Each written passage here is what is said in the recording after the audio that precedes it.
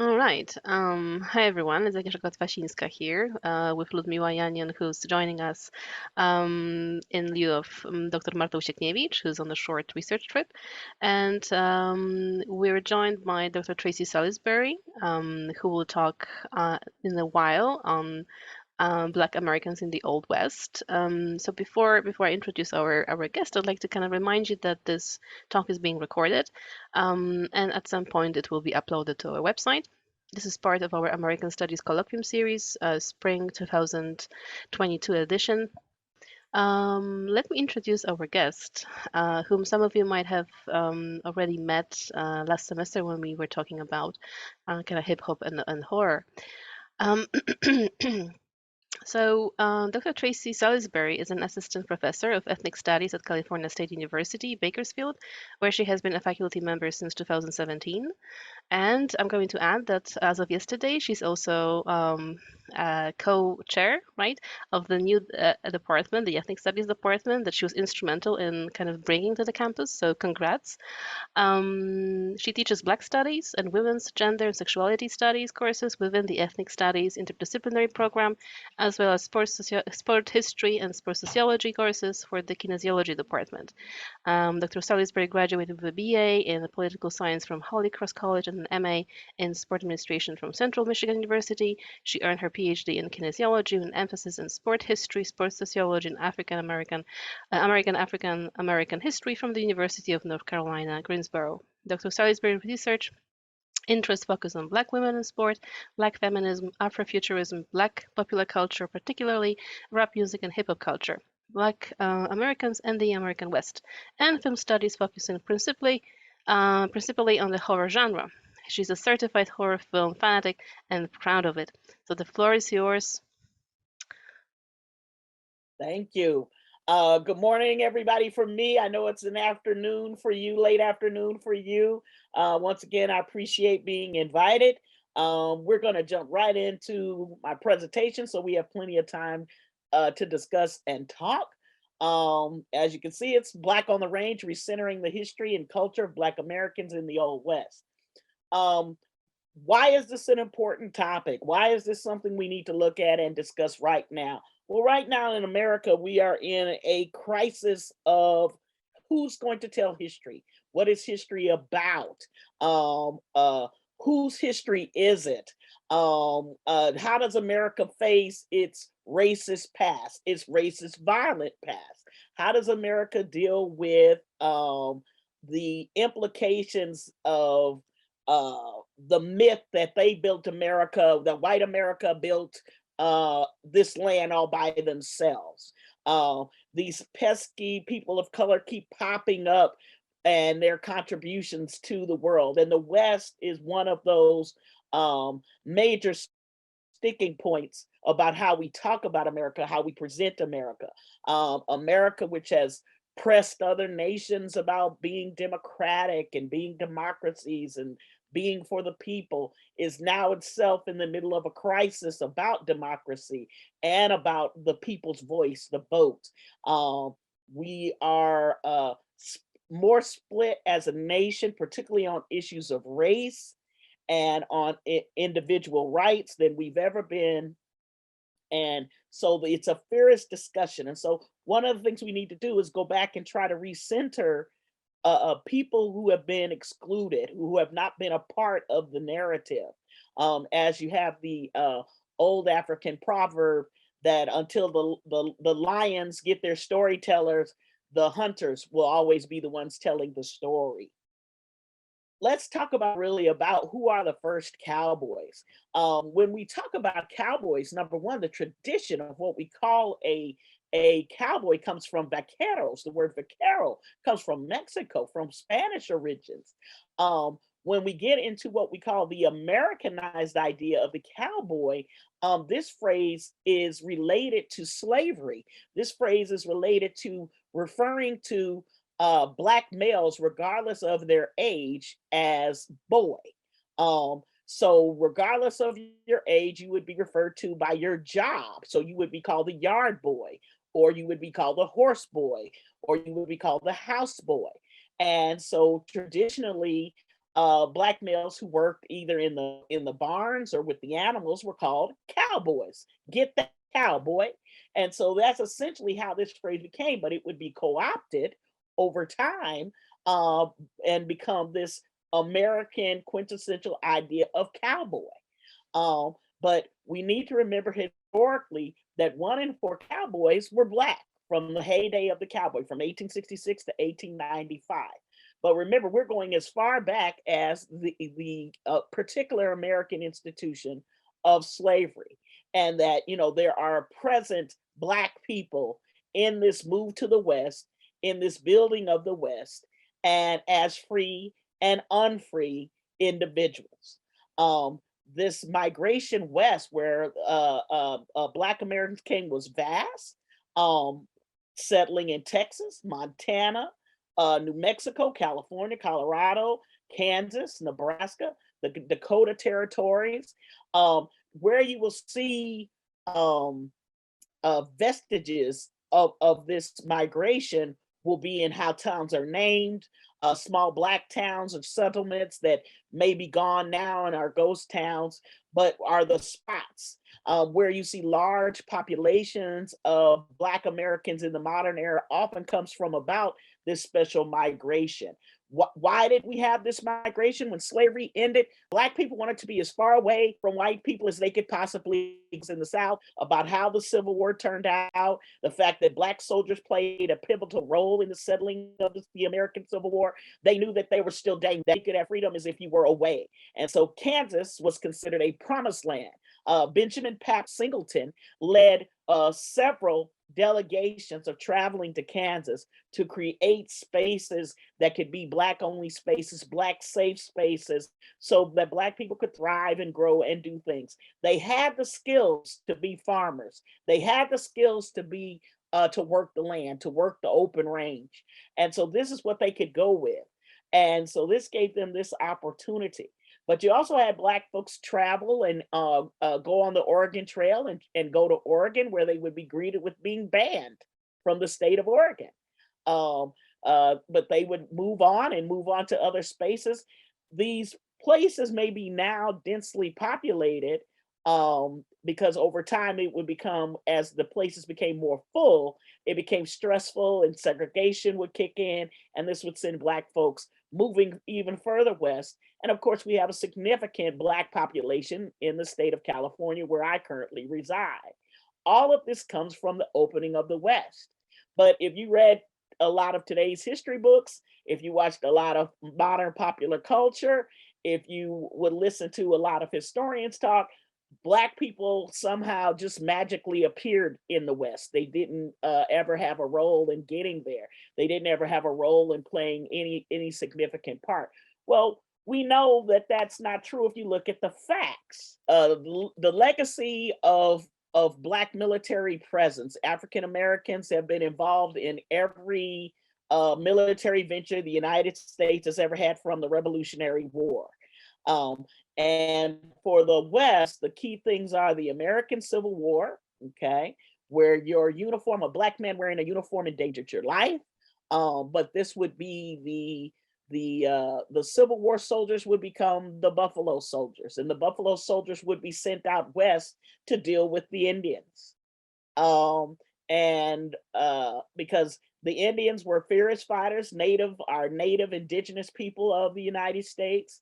Um, uh, and there would be a mutual respect. How did the Buffalo Soldiers get the nickname being called the Buffalo Soldiers? They got it from the indigenous people who looked at them as how they traveled in a row, and because of they didn't always shave, they had very full beards, and that they mimicked the buffalo traveling across the plain. There would be a mutual kind of respect, even though the Buffalo Soldiers had a job to do in terms of fighting with the Indians, rounding up the Indians. But the Buffalo Soldiers knew that they were both dealing with being outsiders to what the American ideal was, and trying to figure out a space and place to be. So these legacies, if you're not familiar with them, and we can talk about them more in the discussion, is these are the things that show you have a place. These are the things that show that you help build, that you help create um, America. And we'll get into it in a minute about why these things are downplayed.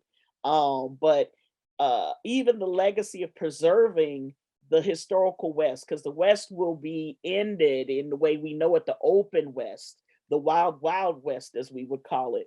We know that this ends with the railroad. The railroad brings efficiency. The railroad brings an end to needing the black cowboy to go on those long cattle drives, because the railroad can pack up the cattle and move in half the time. And so when this begins to die, this ideal of the cowboy had become the identity of the West. It had become the identity of white Americans, because cowboys were rough and tough and they could survive. All they needed was their horse, a rope, and their 6 gun, and they could survive the worst of all environments. So this became the identity of American toughness, the American stick-to-itness, the American spirit. That's what the cowboy personifies. And when we want to have representation, when we want to have an image, this has become the image of whiteness. And so even though we had black cowboys and we had Latinx cowboys and we had women, the image is of whiteness and the white cowboy and the white conqueror of this society. But when we celebrate the legacy of the West, there's Black Wild West show performers. The Black Rodeo is a semblance of the old days of the West. And one of the things too that maintains is that I would say we can argue is the vestiges of what we call the West, the cowboy, has been left behind with the forgotten Black Southerner. Black Southerners who could not afford to go west or who stayed in the South because they wanted to find family from slavery. Um, you know, they embrace this kind of cowboy legacy, even though they've never been west. And I think that's something unique that Black Americans bring to the table, is that we have our own unique style, we have our own unique influence, and in particular with Black Southerners, they have created this kind of new Black cowboy that is a throwback to the Western cowboy, but has always been present. Because at one point in time, African Americans did own a significant portion of the land in America, and as farmers, and this got taken away. And you can't. One of the things about establishing who gets to tell the narrative, the historical narrative, is who has the money and who has the power. And if you lose those things, then you end up being lost in terms of what the storytelling is. Okay, move on. All right, laying the foundation. How do we get lost from the story of the Old West? Well, we could take any of these reasons here we're going to discuss in this presentation. Revisionist history of the American West. As I said before, the concept of the West was something that white immigrants battled and traveled and lost, which is true. There's always a nugget of the truth when we're telling revisionist history. And that they fought and they overcame these evil Indians. We don't talk about how indigenous people helped them. We don't talk about how indigenous people attempted to share the land, and we kept going back on the agreements that we made and pushing them out of their spaces. It's sort of very hard to tell a history where you say you discovered something where people already were. It's a very difficult thing to be able to do that. So this concept of we were rightful, this was manifest destiny, this was our destiny to find this land, to conquer this wild land, and to see if we could live on it. And so it becomes a noble story, it becomes a romantic story. And so this is the tale of the American West. It is a very romantic story. It's a story about what we really achieve in America, about freedom. It's about this passion and zest to build something of your own, to own something of your own, to own a piece of land. Um, and this would become the white dream, the American dream. And this dream was not for everyone. And so, but this is what history reinforces. And how is it reinforced? It's reinforced by the lost cause theory from the American Civil War, that even though the Confederacy lost, this was a noble cause, it was God's cause. We lost, but we were still right. Okay, so it's hard to battle against folks who say, yes, we lost this war and we lost trying to maintain slavery, but we still won because we were doing the right thing. Um, you know, and then it was reinforced by a broken promise. One of the things we forget about the Civil War is that the people who broke from the Union committed treason. The people who broke from the United States broke with democracy. Um, the people who broke from the Union went against the American Constitution. But see, to bring the country back together was the belief of our power brokers, is that we restored the American South, and we restored the people who broke away back to power. And this was a devastating blow to Black Americans who, even though slavery ended, found themselves in just a different version of it, in Jim Crow segregation, okay, which would continue on until the civil rights movement. And even past the civil rights movement, we still had a battle. And many Black Americans in the 21st century in 2022 would still say we're fighting the same battle.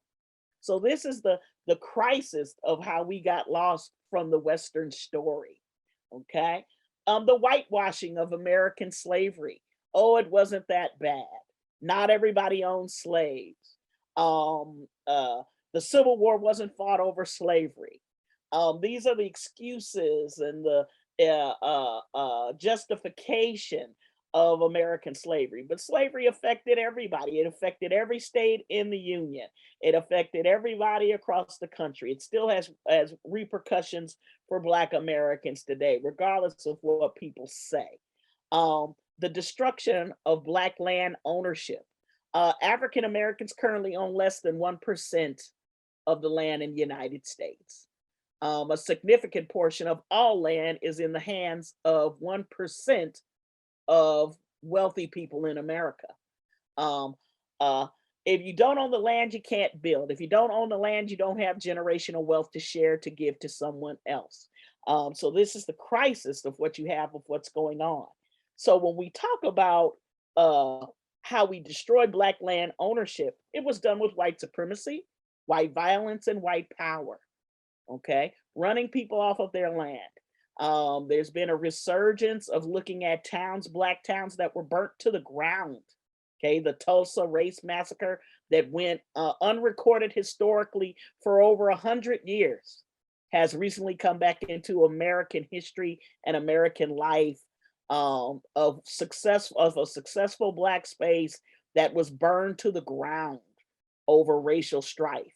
And how this land was redistributed and the land deeds were exposed and sent to someone else, and that took away that legacy, and that you basically had to start over again to rebuild as the Black Americans that originally settled that space. This is not a new story, it's an American story, it's part of our history, but we have managed to erase it. This happens quite a bit in the West when we're moving to the West. Okay, so this is what we call the indirect and purposeful erasure of Black historical narratives. If we don't ever talk about Tulsa, then Tulsa didn't happen. If we don't talk about Black cowboys in the American West, well, then they were never there. And you would be surprised at how easy this is possible to do. You think it's shocking, history facts are facts and history is available. Well, if you don't record the history, it's not there. If you don't record the voices of people from the past. When you're talking about the rising of the West, you're talking about right post-slavery. Post-slavery, less than 5% of African Americans were literate, okay? In the 13 years of Reconstruction, African Americans would go from like 5% literacy to 90% literacy. But you're talking about who would have recorded the stories of the people, Black people that traveled west, who would have taken the photographs when that became available. These are stories that historically were not recorded, were not included. And so we're trying to recapture that now in the 21st century. And it's not as easy a thing to do as we think we can. Um, and one of the things we've learned for young people that are currently in the modern era is the role of what popular culture and representation plays in telling a historical story. So the reimagining of the American cowboy in popular culture and media helped completely obliterate Black people from the Western story. And so we're going to get into that, and that's going to be a large thing because that was one of the biggest things is the elimination of Black people from this popular culture narrative and what was fed to the public. And so it was very easy to imagine that no one of color was involved in settling the West, of enjoying the golden age of the wild, wild West. But we're going to get into that next. Okay. One of the cool things, Nat Love, who was one of the great Western cowboys, Black rodeo guys, he said this about why did we want to be a cowboy? Why do you want to be a part of this cowboy legacy? Because it was free. There was something about freedom at traveling this land that had no one had seen before, seeing nature in its purity, seeing the lands and the lakes and the mountains before people come and change it. Being a cowboy, you were just as free as your horse would take you. It was a rough life. It was a hard life. Sometimes they went to bed hungry, but it was a life of exploration. It was a life of excitement. It was a life of danger and living on the edge and counting on your own wits. There's nothing more. The American ideal is that I took care of myself, that I looked out for myself, that I am independent. And so being the cowboy was considered the epitome of being free, of American spirit, making us something that we uniquely carried, that it didn't come from our legacy of leaving behind our British roots. It didn't come from someone else's idea of what we should be. It was the quintessential definition of what an American should be. And so for Black Americans coming out of slavery and not being free to choose to come and go wherever they please, being a cowboy coming to the West was had an appeal that was boundless. Okay. Photo there of the buckaroo on the bucking bronc is Jesse Stahl, who was one of the first major Black rodeo stars, loved really what he called making daylight, which is jumping off of the horse and having the distance between the saddle and the rider and the horse is making daylight. He was such a fierce competitor that white cowboys wouldn't participate, refused to participate against him in rodeos. So he would show up and they'd be like, well, I'm not going to compete if Jesse's allowed to compete. So he would become kind of this guest performer and he would be paid to just kind of perform because people came to see Jesse Stahl. And so he would perform and but he wouldn't be allowed necessarily to compete. Well, that's a cool thing. And we have a few photographs of him performing, which is nice. But ultimately, he's not in the record books as he should be in rodeo. He's not a part of the legacy of the rodeo because he's not listed as a champion until except in very exceptional circumstances. So this is what happens of how you're not a part of history is that the segregation, instead of competing, we're going to tell you you can't compete, even though you might be the best. And then we're going to say, but we're the best because we're on the books. We're a part of the history. We're a part of the statistics, and you aren't. So it's you have to prove your legacy. You have to prove how you participated. And so this is a very easy way of being removed from the Western story. Okay, simple as it is. Hollywood played a big deal. We didn't write the books, we didn't produce the movies, so we were politely deleted. I love this quote. It's quite simple. This is amazing painting called Texas Chillin'. by an artist, Blackshear, Thomas Blackshear. This is the if you knew nothing about the history, this is an American cowboy to its core, with his root cigar, his lasso, the drinking jug, okay, his neckerchief, his hat, which he may have drank out of, and when he scooped up water, it might have watered his horse with, his 6-gun belt. Okay, this is the cowboy. Cowboys are cool. Cowboys look great. Cowboys are amazing. They have an amazing style of masculinity. They have an amazing style of presence, and it's shown here in this painting. It's um, a part of what we call conquering. It's a part of what we call mastering a skill to show that you can dominate, and that's what the cowboy is. Okay, but this would have been the quintessential opposite of how Black men were viewed in American society. Okay, now how do we get into the whitewashing of the American cowboy?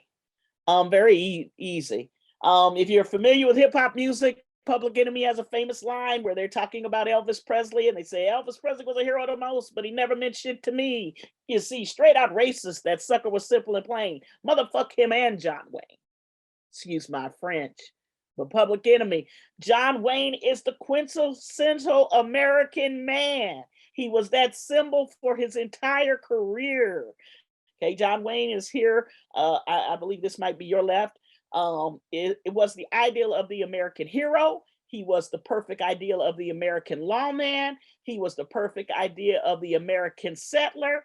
He was the perfect idea of the American cattle boss. He was the perfect American ideal of the land baron. This is who we aspire to be.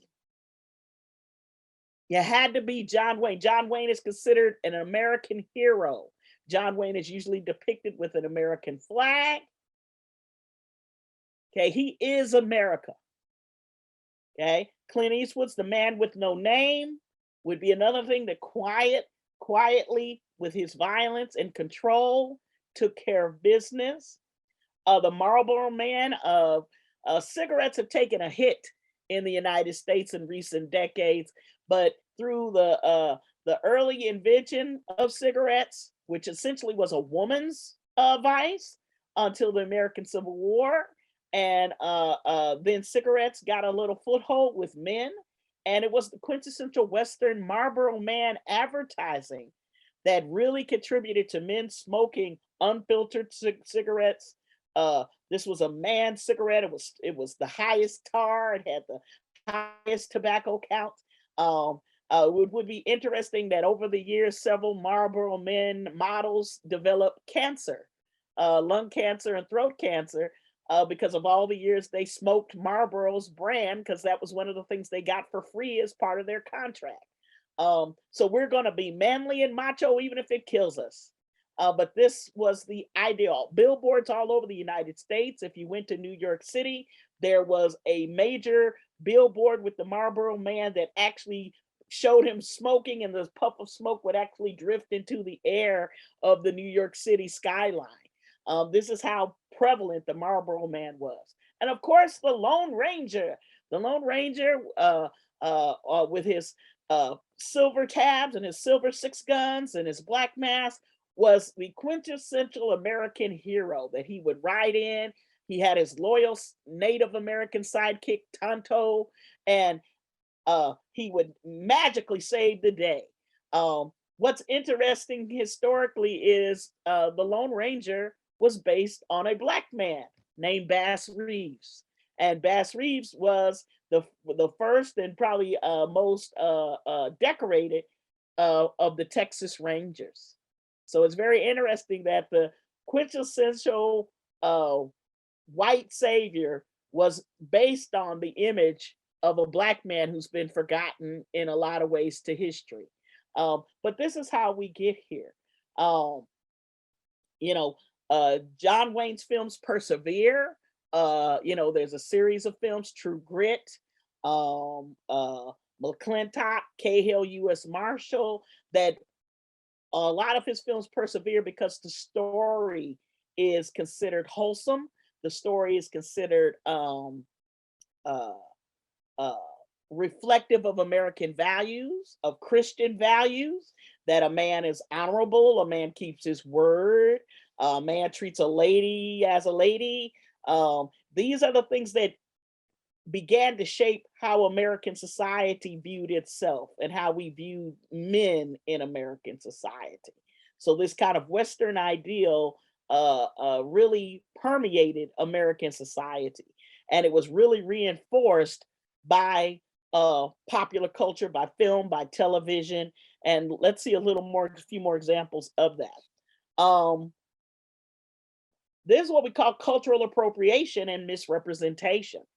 In the 1950s, 1960s, and even up until the 1970s, the brand new ideal of television in America was dominated by cowboy TV shows. As you can see, I'm giving you all of your examples. This really runs from the 1950s to the 1970s here. This is the concept of Westerns were considered family television. Westerns were considered appropriate television. Westerns were supported by churches. Westerns were considered stories, good stories of good and evil, black and white. Okay. They were considered American stories.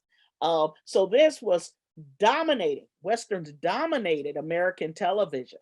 The singing cowboy, Gene Autry and Roy Rogers, would become major stars and would be major builders and power brokers in the state of California and shaping the state of California.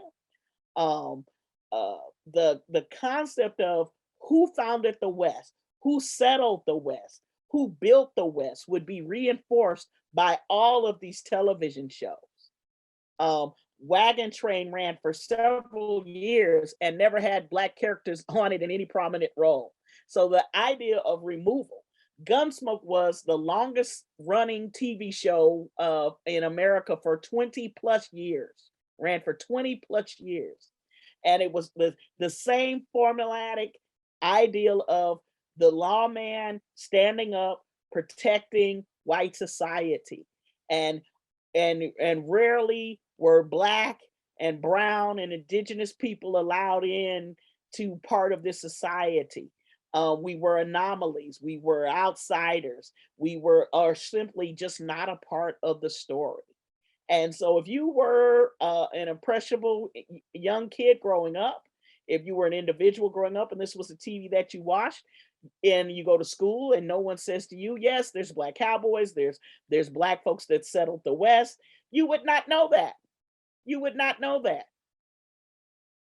You are talking about at 4 decades of reinforcement where Black folks are essentially eliminated from the story of the American West. The Virginian, which is considered the first cowboy novel, it's been reprinted. It's one of the most famous Western novels you could ever read. It's a great read. There is not a Black character in it. Not a Black character in it. Okay. So the constant reinforcement is one of absence, but the appropriation is taking the style of Black cowboys, taking the work of Black cowboys, okay, and presenting it in whiteface. Okay. So it's a question of inclusion, it's a question of exclusion, it's a question of fairness and unfairness. But this would settle in if you I fell in love with Westerns, and this idea was growing up with my grandmother, and we sat and we watched these together. And this was a part of my generation. I would be surprised when a Black character popped up on one of these shows as a minor character. So this was, even for me as a young Black person, reinforcing that my people were not a part of the West. Okay. The We Built America myth continues with a twist. I'm not sure in your country how much Taylor Sheridan's work with Yellowstone in 1883 is being shared in your country. But in on current television, the Western is back in the 21st century, and it's being brought back by a young director named Taylor Sheridan, writer and director, who's extremely talented. But he is telling the same kind of revisionist story with a slight twist. He tells a bit of the truth about how we have taken from the Native Americans and how we engaged in prejudice against the Black Americans, but he's essentially not telling their stories. They're on the fringes of the story. But the main story is about the settlers. The main story is about the land barons. So where Kevin Costner plays this patriarch of this huge amount of land in Montana. And it's described right here, my land, my rules, you know, and he's much more blunt about it, much more blunt about the violence. Instead of saying that somehow they just traveled upon this land and they just found it and they built it because nobody owned the land. It's much more honest about we took the land, and as long as I keep the land, it's mine, and that I will engage in any method possible to maintain my hold on this land. So Yellowstone is an extremely violent show for something that is not set in the era of the Wild West. It is a moral show. There is no such thing as kind of ethics. There's only the cowboy code that if I say I'm doing something, then I'm going to do it. But in terms of, if you try to take something from me, then I'm going to take your life from you. So it's an embracing of historical white violence that would be downplayed in the previous eras on television. The same thing is done with Showing in 1883, which is a settler's tale, which tells the origin story of how Yellowstone came to be, the modern Yellowstone TV series. It's told through the eyes of Isabel May, who is a young woman related to Kevin Costner's character in Yellowstone, and her eyes of the opening of the West, the perils of traveling as part of a wagon train, um, and how easy it is to lose your life. It is a noble, interesting, exciting, tragic tale, but it is a tale that focuses on whiteness. It's a tale that does not embrace the story of us. Sam Elliott, who has played in many westerns over his career, plays the main trail boss. He is the quintessential macho cowboy who has served in war, is grizzled by the hardness of the life he's lived in the West, but still believes in opening the world to people, certain people. Um, Sam Elliott, the actor, became very angry about a new film by Jane Champion that's probably going to win the Oscar for Best Picture and Best Director for The Power of the Dog, because he did not like the gay theme of the film. I find that interesting that he chose to spoke out about the gay theme and of Power of the Dog, but he ignores in 1883 that the stories of people of color are not told at all. He wants to deny that somehow homosexuality didn't exist in the West, which is just bizarre. And I thought we already had this argument when Brokeback Mountain came out, which of course was an Oscar-winning, award-winning film too, that dealt with the theme of cowboy world and queerness.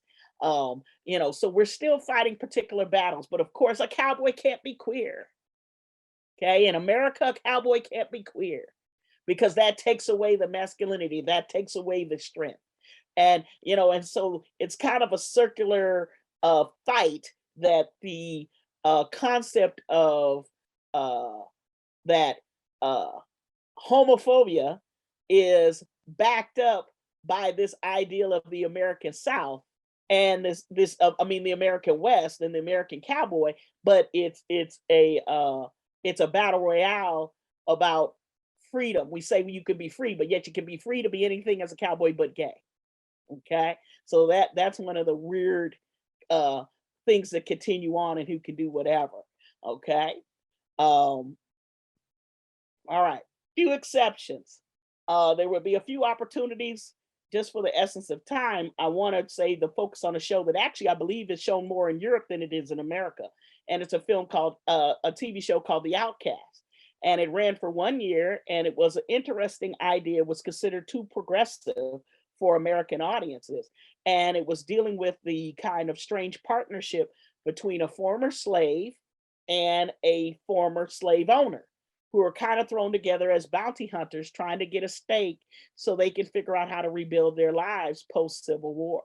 And it's their personal conflicts with one another, and then how does the world react to them as being a black man and a white man in a respectful partnership, an equal partnership, and how despite their disagreements with each other, that they begin to save and support one another throughout the series. But this was considered too controversial in 1968 in the heart of the civil rights movement, and the show only lasted 1 year. The famous show Rawhide, which depicted the wagon trail, the cowboy trail of the cattle cowboy, never had a black main character until its final season, in its season 8, which is an interesting interaction. It only had one Latino character who ran the remuda, so he looked after the horses. He wasn't even the guy who was part of the working with the cattle. He was the horse guy. So it's weird how we still regulate it. There were still these opportunities of representation, but very minor roles. Odetta, the folk singer, blues singer, would have an amazing guest on Have Gun Will Travel in an episode called The Hanging of Aaron Gibbs, where she plays a woman who is trying to get to her husband's execution.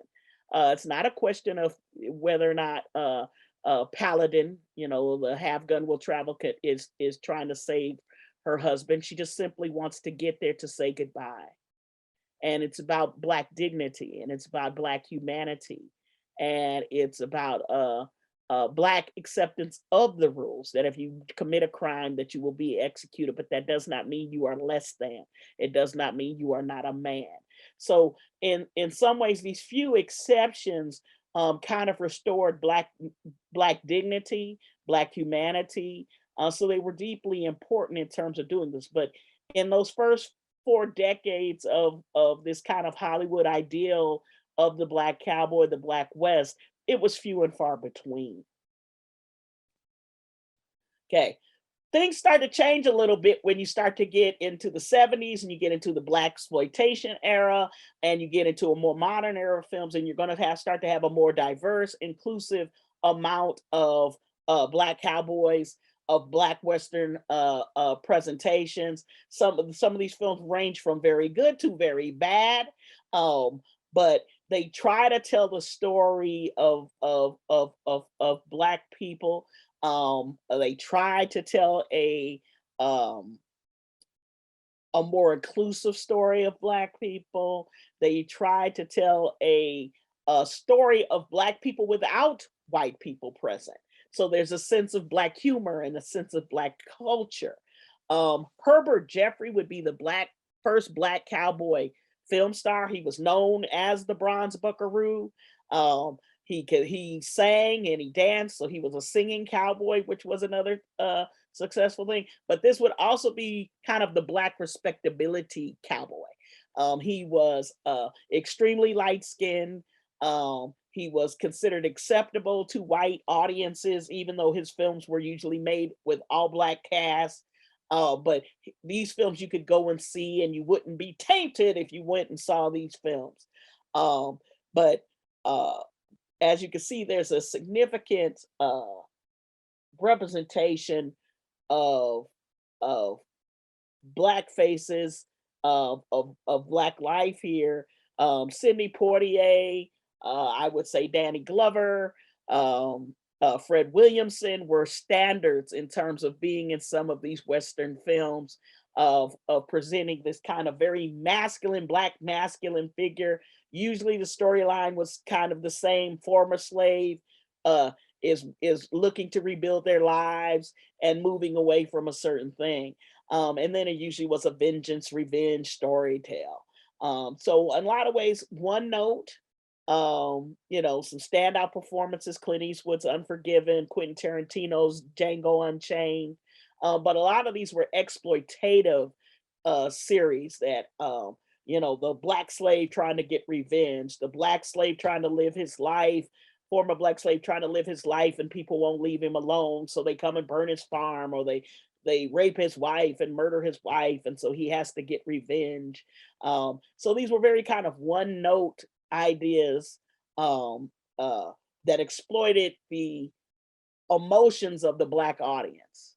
And it says, oh, black men and black folks are going to get their revenge. And so it's kind of things, but ultimately, it's kind of cartoonish violence, and you're left with the reality later that, in the end, they still didn't own the land, they weren't rebuilding, they were just kind of starting over. And so the reality is that really an uplifting Western tale? Is that a tale of survival that just, in fact, you're left with your life at the end? Is that a uplifting story? And it's not necessarily so. Okay. Small steps, small steps in the 21st century. Uh, Hell on Wheels. Yellowstone does have a key character. Denzel Washington always strikes a sharp figure as a cowboy. Was in the remake of The Magnificent Seven. 1883 has a key black character. The problem is we do have some modern black characters, but we don't know their backstory. Usually they're just present, they're sidekicks. We don't know why they're there. We don't know their stories. We don't ever learn their stories. We get more hints from how they're dressed. As in 1883, it's quite clear that the lone black character in 1883 has been in the Civil War. He's was a Buffalo Soldier, and he's now working in this. He's been a lawman, but we don't learn much about what drives him to do that. We don't learn why he's on this cattle trail. We don't learn what he wants from the American dream. He settles for someone else's dream. So that's a very weird thing. Taylor Sheridan, who, of course, like I said, is revitalizing the Western, um, uh, can't tell Black people's stories. He completely eliminates Black women from all of his works. So Black women don't even exist in these worlds. Um, you know, uh, Even when we build films based on real life characters like Bo Zycart, here at the bottom, where Danny Glover played this character in Lonesome Dove. Bo Zycart was historically known as a honest broker, this guy of quintessential, the best character. And yet when he's presented in Lonesome Dove, he's presented as a horse thief. So it's still the problem of being inclusive, but then twisting it that you're not quite included, that you're kind of left out of the situation in terms of how you're can treat it. All right, so let's move along to the modernists. Concrete Cowboy has really raised the bar in terms of how we're interested in what's going on, how we're passionate about what's going on, and how the revival of the young adult literature of Ghetto Cowboy and its sequel Polo Cowboy has helped begin the concept of people becoming interested in the idea of the Black West. This father-son tale of Concrete Cowboy, of a kid in a urban area who's sent to this father he does not know and discovers his roots to the Old West, is a wonderful twist on the founding of the American West, that you can find the American West in all places of the slums of Philadelphia. And you find people who are horse men and women and having a stable in the middle of this urban space, and love the horses and love this cowboy life and embrace this cowboy life and feed their horses before they feed themselves. And so this is this showing that this throwback to the past is very much a part of the present, and that cowboy life is a very much a part of the future of Black life. But the key and the importance of really opening this door of really trying to rediscover Black cowboys in the Black West is The Harder They Fall.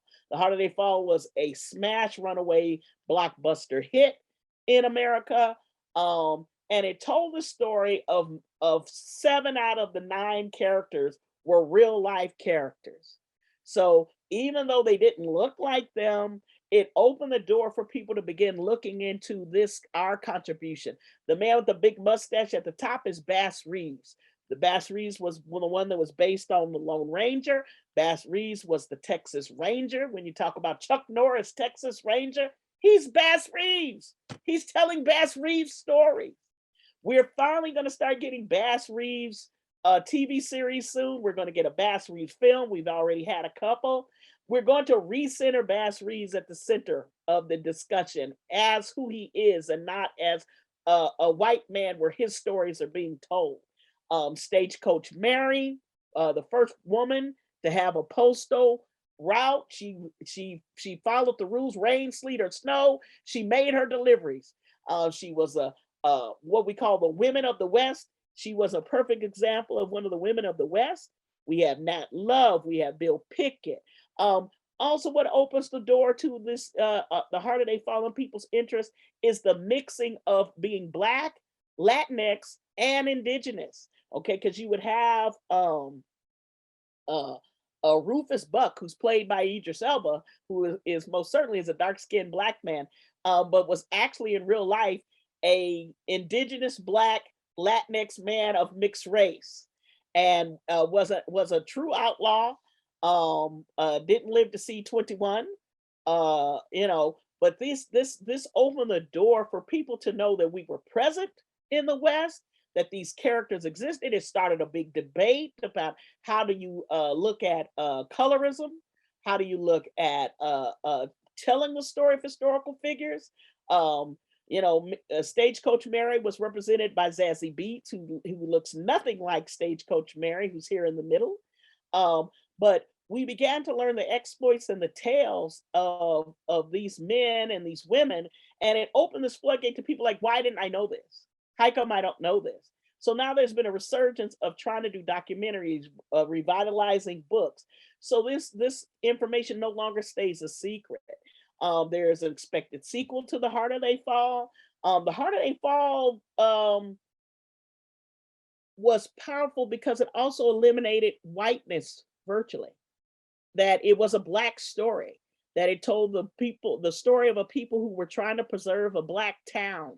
It told a complicated story about good and evil, and that it was murky, that it's more gray than black and white, that there are motivations why people become outlaws. There are motivations why people do the work, and why they get involved in the situations they get involved in. And so there is a passion to look at the motivations of what the American dream, the American West dream was for Black people. And I think The Harder They Fall open the door to that idea, to that discussion, to say that, you know what, we did have dreams. Everything wasn't about running from slavery. And it wasn't about being alone. It was about building something, building a community. So regardless of how you feel about the characters, The Harder They Fall gave Black folks and beyond something to think about what it means about being an American, and what about it means about sharing America. Stagecoach Mary. Stagecoach Mary, this became quickly a huge argument about the woman here at the top with the rifle and the dog. That's Stagecoach Mary. Now I'll leave it up to you to see how she's been represented through film. Representation means everything. Are these women representative of Stagecoach Mary? Zazie Beetz most certainly isn't. What's most important, to tell her story, to tell it how it is, or tell a Hollywood version that it's acceptable of the standards of beauty and what people should look like? This isn't the rough and tumble woman. Stagecoach Mary was in her 50s. She wasn't a young woman when she had this opportunity. She was enslaved as a young woman. Telling the tale doesn't have to be cute. Telling the tale has to be honest. Telling the tale has to be a part of what is the connection to our space and place in history. Okay. All right. I want to give us enough time. Mama, let your girls grow up to be cowgirls. Black women have been more eliminated from the West than Black men have. And yet, what's interesting is that Black women dominate modern Black rodeo and rodeo spaces at this point in time. Um, the cowboy culture has appealed to Black women. The cowboy culture represents kind of the fierceness and the open space of Black women to be themselves.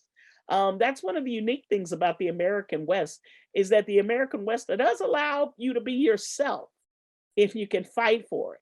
And so for Black women, this has become a descriptive space. And what do we call it? We call it the Black Yeehaw agenda. The Black Yeehaw agenda was coined by a social media influencer, TikTok star, Brie Maldonado, who would talk about the style of Black folks bringing back their own concept of the West and presenting it for themselves and their uniqueness, their contribution to the culture. Of course, Little Nas X with Old Town Road, which would become this historic hit single. But of course, being from Houston, Beyonce down at the bottom, Megan Thee Stallion, woo, Megan Thee Stallion, Beyonce's sister Solange, all of this, these are Houston, Texas women expressing their cowboy roots, but doing it their own way. The concept of standing up on the horse and riding the horse is a very Black cultural thing. Not everybody can do it. And that's why it makes it a unique thing that we can do. And so it's this style, the colors, the hair, the look, the wearing the hat to the side. These are things that are expressive of Black culture. And it's like, I want to say, don't call it a comeback. We've been here. We've been doing this a long time. But now that it's the Black Yeehaw agenda, it's opened up and it's gone viral. And it's now become a part of. But once again, we're still battling whitewashing because even Brie Maldonado, even though she coined the term, she had to go and copyright it because when it began to hit the mainstream media, they began to forget her name and not include her in coining the term and creating the ideal. And then it became about other people appropriating the idea. Once again, if you don't have the power structure, if you're not in charge of the narrative, you lose control of the narrative. So even though the Black Yeehaw agenda was started by a young Black Latinx woman, it is now being co-opted by historians and the power brokers who have the position to use the term and just eliminate Black from it and call it the Yeehaw agenda. Okay, how do we preserve the legacy of Black Americans in the West? I love this photograph here because it's cool. One of the things is doing tricks on the ATV, and you're doing tricks from the horse. So it's kind of from the past to the present to the future. How are we going to preserve this legacy? Tell the story. Tell the stories. We have to tell the stories. We have to collect the data. We have to collect the stories before these cowboys are gone. And that's what's beginning to happen. And some of the older folks that are still alive from the era of the Old West, folks that are, generational, that their grandparent or great grandparent was from the West, we're collecting their stories. We're beginning to collect the diaries. We're beginning to collect the data. This has to happen. We have to talk to people. There is a resurgence of Black farmers, of going down and working the land and buying co-ops and coming together. This is a recalibration or recapturing of previous Black life. And this is how we do that. We have to make more films. We have to do more television work. We have to write more books. We have to tell this story of Black people in the West. And it's up to Black folks to do it, number one. But it's up to our allies to be receptive to this story. It's up to our allies to accept that this is a part of American history instead of trying to eliminate it as we're currently trying to do right now. This is the only way we can change this narrative of the quintessential John Wayne structure.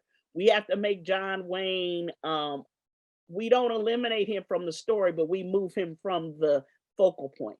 We move Black folks to the center where they belong. We move Latinx folks to the center where they belong. We move Indigenous folks to the center that they belong. And we tell their stories and let their stories have precedence because their stories will have passion. Their stories will be the same uplifting tales. Their stories will be the same thing about family and community. Their stories will be about survival against the odds. There is no corner on the market that says white people are the only ones that have these stories. Otherwise, people of color would have ceased to exist a long time ago if we were not survivors, if we were not thinkers, if we were not innovators. So we have to remember that to preserve a legacy, you have to tell the story. To preserve a legacy, you have to acknowledge that it exists. If you want to have a legacy, you have to have a space for the story to sit on its own bottom. And we need to demand this. We need to keep fighting for this. It is wonderful to have this audience in particular interested in Blacks in the West, because this is how we maintain being. Because otherwise, someone else is going to tell the story. Now, I don't mean to be so dark, because have faith, the future is bright. The story of Black folks is going to get told because I'm here, and there's many more like me, and who are in love with this story, are in love with this concept of our role in the West, and are going to keep sharing our role in the West. All right, I'm going to stop there and see if we have any questions and anything to discuss. Thank you, Tracy, so much. This was wonderful. And as I mentioned at the beginning, we have a little bit of time for Q&A. So if you have questions, you can raise your hand and then unmute yourself, or you can kind of write the questions in the chat box. And since I'm already talking, I'm going to maybe ask the first question, because this is such an interesting kind of point for me in terms of American culture, especially mainstream culture. When we are seeing examples of kind of Black cowboy culture in the mainstream, not just let's say less budget kind of things done on smaller budget, but we were talking about big things like The Harder They Fall. I mean, this is a huge film with an amazing cast, and one of the appeals of this is that we are talking about Jonathan Majors, just hot on the heels of Lovecraft Country, and Lakeith Stanfield, and Elba, of course, Regina King, who was phenomenal, and she should get her own show. Can we get a sequel just with the ladies, Just with please? her, yes. Because I don't want to see the men. I mean, I'm sorry. I You think the and me both. women were the best part of this show. Even Zazie Beetz, who's probably not that great of an actress, but Regina King can cover, for everyone. But sorry for getting sidetracked a little bit. I'm also thinking about Jordan Peele's new movie, Nope, which also kind Oh, of, I don't, we don't know the plot yet, but we already know it's going to take place within, Black cowboy culture, contemporary one. So I'm thinking we have two major examples, kind of mainstream examples of Black cowboy culture, and I was wondering why now, like do you see any particular kind of forces at work, any kind of intersections of, I don't know, cultural change or historical moment that kind of enabled those kind of narratives to emerge in this kind of, as I've said, in this kind of mainstream sense? Because of course we have a long history of Black cowboys in the media. I'm just kind of thinking about those two kind of big ones right now. well, one of the unique things about Black culture and Black cultural responses is when it gets appropriated and when it gets stolen, we Hmm. just reinvent it and move to something else. Um, one of the things I would argue, which is probably controversial, is America has no culture without Black culture. Because we are the innovators of this, we are the creators of this, and everyone has come behind us. Elvis Presley, the Beatles, all of that borrowed all of that from Black people. Country music is in the foundations of Black gospel and Black country voices. Okay, Ray Charles, people forget that because they think Ray Charles is this rock and roll guy, but Ray Charles was the father of gospel and some kind of gospel and country music. Hmm. And he told country stories. So this kind of thing is about the ability of Black folks to continue to reinvent themselves. So the Yeehaw agenda, this Black Yeehaw agenda, is a throwback, which Brie Maldonado always talks about. She says, I'm talking about going as far back as in her own cultural memory. Little Kim, she's looking at Black women from the past and bringing it back, of showing how it's brought back together and challenging people to be creative. So the bottom line is that it's a lot of things that when Black people are reclaiming their own history, reclaiming their own past, our Black Southern past, and that's what it's coming from. It's in establishing that we are also residents of a space. This is Houston, Texas culture. This comes from having a billionaire like Beyonce in place, Hmm. who is a cultural icon. This is dominating TikTok and having white influencers copy your dances on TikTok and then showing your power by black dancers refusing to make up new dances on TikTok, and the viewership on TikTok drops, the record sales drop because you don't have black influencers creating something for white influencers to use. So it is the power of the black narrative. It's the power of black communication. So it's not new.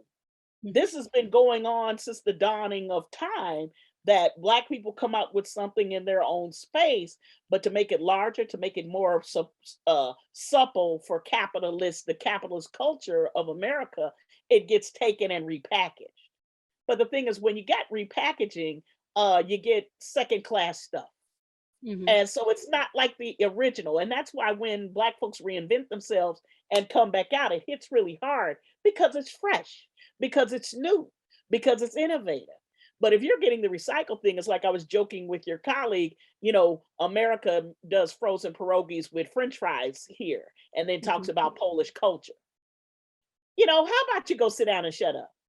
That's not Polish culture. You don't know what you're talking about, you know. And so it's a funny thing about how we decide, what culture is. But capitalist culture is only meant to give you a second class thing. It's not meant to give you a first class thing. Hmm. Yeah, it's kind of funny with I was thinking about again Jordan Peele's Get Out and how it felt so fresh on so many levels, and this was such a kind of big event. I mean, globally in terms of its box office results. I mean, this was a huge thing. Not to mention the awards and the Oscar nomination for best. No, it actually did it get an Oscar? I always kind of forget who He gets won for Oscar. best screenplay. Screenplay, right? Yeah, for the best screenplay. And then you see a kind of a whole array of copies, right? People kind of trying to capitalize on that freshness, right? And kind of repeating the same or trying to repeat the same gestures that Peel did and failing at that, right? Because it's all kind of reduced to kind of images of black trauma perhaps, and that's it. But there's definitely something here, right? This, as you've said, this kind of capitalization on black culture and this kind of second-rate products that are kind of And, related and to it. well, but also too, the point is missing, and missing the point. Hmm. That's the other thing, is like with Get Out, folks miss the point. Jordan Peele was critiquing liberalism and neoliberalism, and he was critiquing allyship, white allyship. Hmm. I would have voted for Obama a third time while you're stealing the bodies. You're colonizing black bodies to extend your own life because now it's cool to be black. That's essentially what they're saying. It's cool to be a black man in society. So now we can steal your body because I want your eye. That's Hmm. Hmm. I want your creative eye. He was skewering Hollywood. He was skewering a whole lot of sacred cows there. And what people try to do in replicating it is they're missing the point, because they're really not wanting to dig into the critique of what Jordan Peele was doing when he was critiquing race. He was critiquing liberalism. He was critiquing capitalism. He was critiquing power. That you'll take you. It's not enough for you to include black people in your lives. You want to be them. Hmm. So you don't really love us, you don't really like us, but you will take from us. And that's not any different than the traditional historical narrative. So it's until I get a seat at the table, a real equal seat at the table, and you're not eyeballing the food on my plate, then Jordan Peele is pointing that out. I think no, Jordan Peele is going to make a survival film that shows black people are different when it comes to survival, and that they are different in terms of how they have to respond to survival, and that they have a historical tradition of a different kind of survival. And so that, I think, is going to be another unique film, because it's going to be a different turn on The Walking Dead, or these white survival stories that we see that go on. And so that's what always makes it different. Thank you. Well, I have lots of other questions, but maybe some other people would like to ask. Oh, I think we have a question. Maybe I'll read it out for the recording. So we have a question from Matt Levy. Thanks so much for this talk. I was interested in how many of the contemporary examples you mentioned are increasingly visible in online spaces like social media platforms. That seems like such an interesting way of controlling the narrative, like you discussed, where individual people, not necessarily famous people, make their own independent content against the grain of what so much earlier corporate media has presented. Actually, I love that question and comment. There's a lot of truth to that. The Harder They Fall started out as a short film, and and with the kind of same concept of using these recognizable faces, and it premiered on Spotify, and that was the only place you could see it, and it kind of became this event, and it also kind of raised this interest in the Black cowboy culture and the Black cowboy history. But the thing was, Justin Daniels, he couldn't get the funding at the time. So what was really interesting is that it took till Netflix came along and began doing their own original content that he got to make The Harder They Fall. But it started from this spark. The Yeehaw agenda, the Black Yeehaw agenda, would not have probably occurred without TikTok. So, making this kind of TikTok commentary that went viral and then became this challenge for Black representation of this Black Yeehaw agenda, became something that would go viral. So social media is a space for people to kind of change this history, to show these episodes of television, the ones that really showed some contribution of Black life that were out there. It's social media is also a space for people to do short documentaries to talk about these lives. Because the problem with trying to restore some of these Black Western narratives is the pictures don't exist, the records don't exist, the journals don't exist for a feature-length documentary or feature-length film, but there's enough there for you to do a 10-12 minute documentary on YouTube that someone can use in the classroom, that someone can use to teach little kids with. So yes, social media is playing a serious role here, particularly young people. I was joking with your professor that Europeans have more of an interest in Black cultural history and pop culture and restoring this kind of learning more about the full story of American history than Americans are. Americans are struggling with their sacred cows being dismantled, their sacred cows being, it's very hard for heroes with clay feet to exist in America. We always want our heroes to be Superman indestructible. And so we struggle with the realities that our heroes were flawed, or our heroes were racist people, or our heroes were sexist people or violent people. And so we're struggling up against that, because to tell all the stories, we have to tell the whole story about you, and it's not always pretty. Thank you. I really like what you said about social media, and I think this kind of ties in nicely with what we were discussing a little bit earlier, that this is the impulse, right? You don't need that much money to kind of go on TikTok or to kind of create a short documentary, like, something that is on, a short feature. And then this momentum kind of, is perhaps one of the reasons why they gave Samuel money to make The Harder They Fall, because the earlier one was made in 2013. That was the Die by Dawn, right? That was Yeah. the earlier one, right? So, and so yes, I think this might be also quite interesting, right? That this is the moment where social media kind of gives a different type of capital necessary for those stories to begin to circulate, and then maybe the mainstream, picks them up or kind of funds them or gives more money to them. And as we can see with Samuel's work, The Harder They Fall will get a sequel, right? Hopefully a spin-off for the ladies, right? Girl can hope. So yeah. So I this think is so. I think Regina King is the focus of the sequel. I think yep. the issue is she's now so busy. When are they going to find the time for her to make it? And that's going to be the issue. Hmm. Uh, because I think she's booked for the next 2 years solid. And then she had a successful directorial Yep. debut, and so now she wants to direct. So it's going to be, when can we get on her schedule? I think the other thing about what Matt said that is important is social media has given the power back to the audience. It allows the audience to choose. and social media allows younger people to choose. And so if you don't like it and you're pushing this huge film with $100 million film with this audience, and the young people say, "Oh, this is horrible," that film could go down the tubes. But the little film that costs $25 million on Netflix can explode because the word of mouth is going to be different.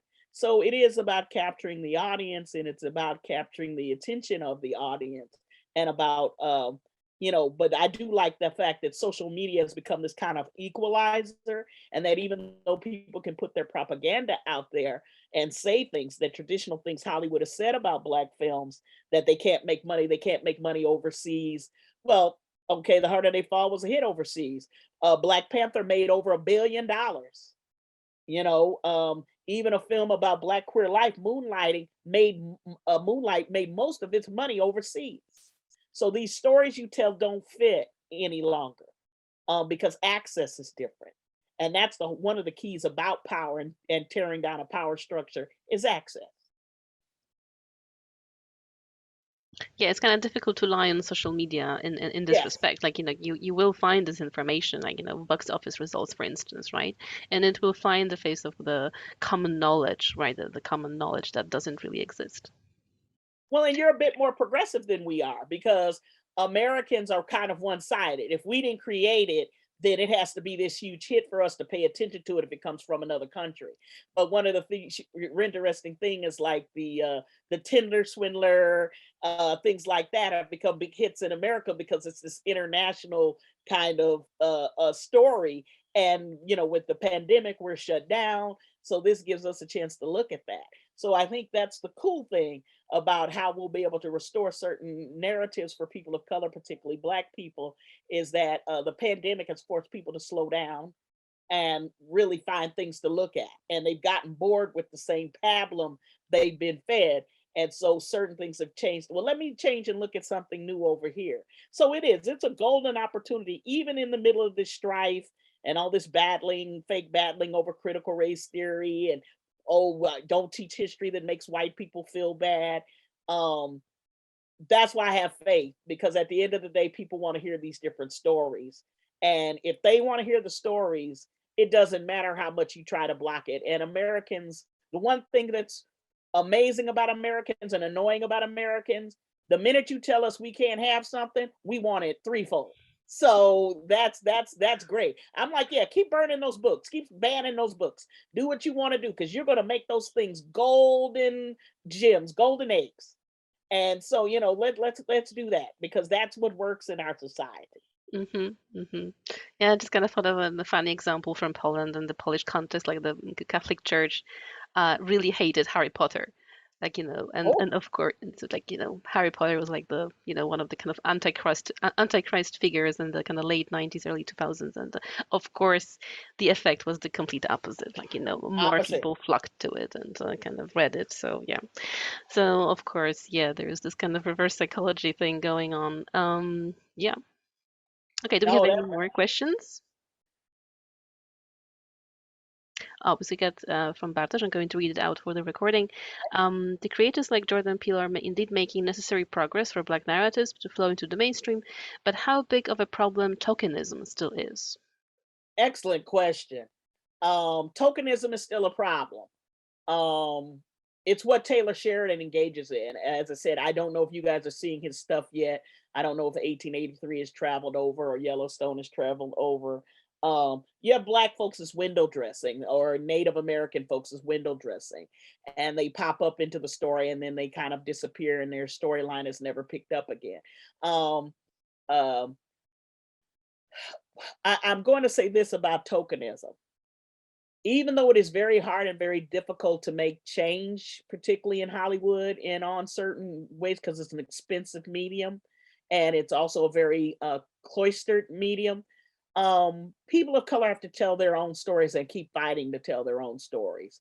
Because the bottom line is that it's been made clear that by white storytellers, they can't tell our story. They can try, but it's not their passion. It's not what they're directly connected to. I mean, Taylor Sheridan is a brilliant writer. He's a brilliant creator. I'm not mad at his creation. But he can't tell Black women's stories. That's quite clear, and that's why he avoids them. He can only tell bits and pieces of men of color stories, and that's if they're functional to keep the white men story going.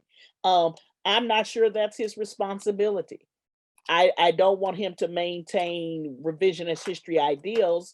I like that he attempts to critique white power and white supremacy. I think that's his job.